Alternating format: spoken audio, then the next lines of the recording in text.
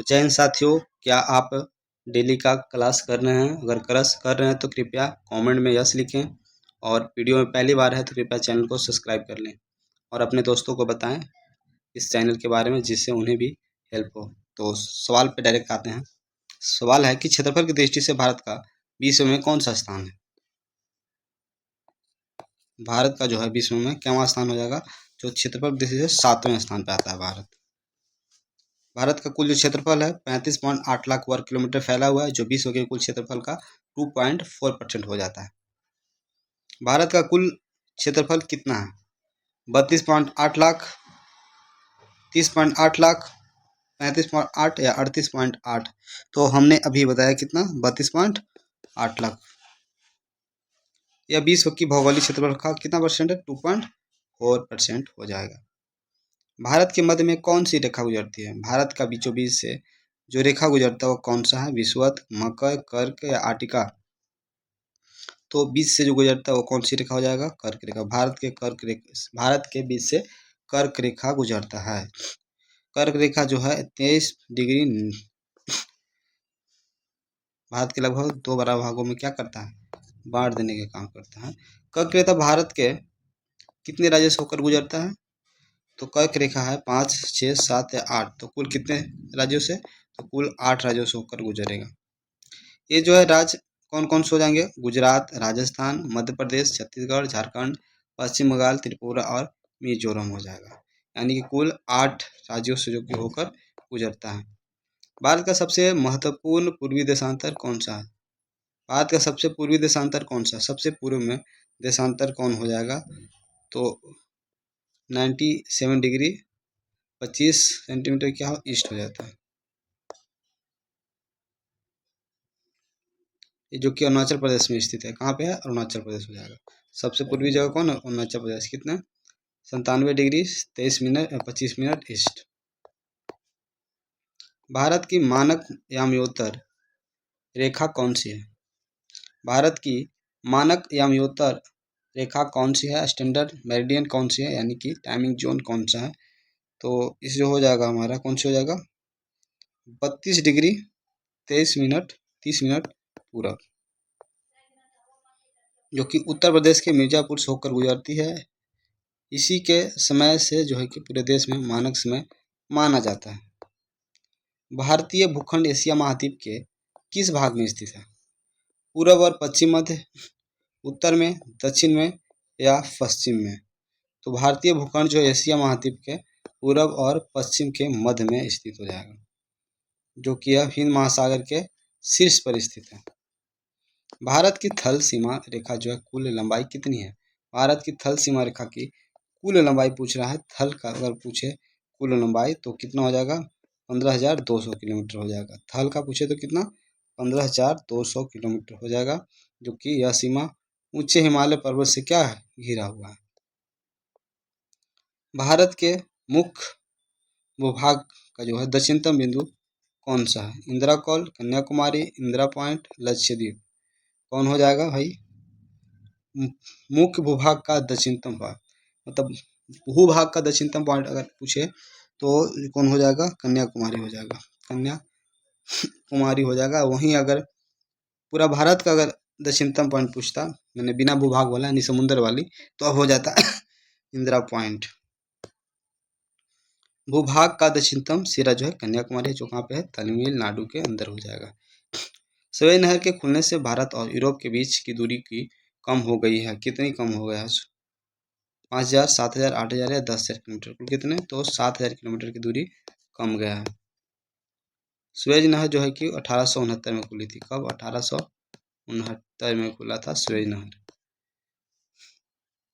क्षेत्रफल के आधार पर भारत का सबसे बड़ा राज्य कौन सा है?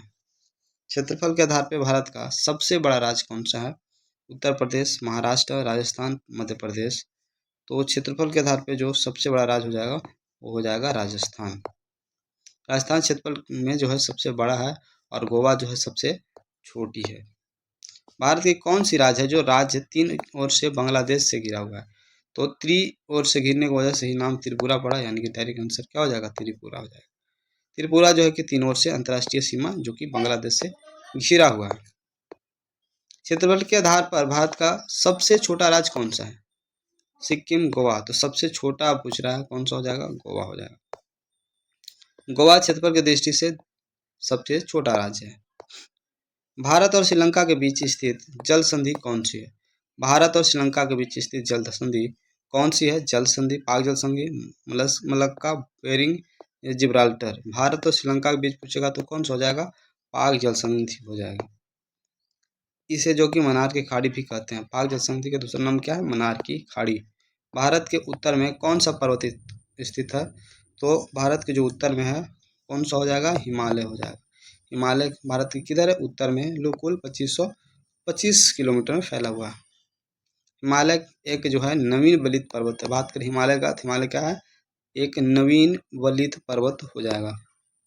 भारत का अक्षांशीय विस्तार क्या है? भारत का अक्षांशीय विस्तार क्या है? भारत का जो अक्षांशीय विस्तार क्या है? तो 8 डिग्री 4 मिनट नॉर्थ से 37.6 मिनट नॉर्थ, या 38 डिग्री 4 मिनट साउथ से 37 डिग्री 6 मिनट नॉर्थ।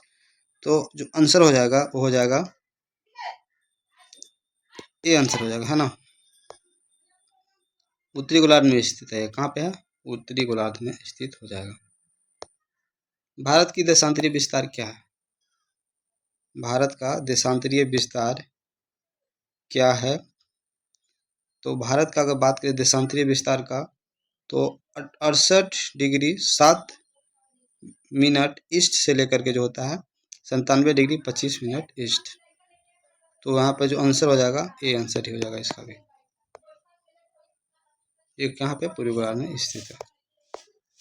गुजरात और अरुणाचल प्रदेश के जो स्थानीय समय है उसमें कितना का अंतर है?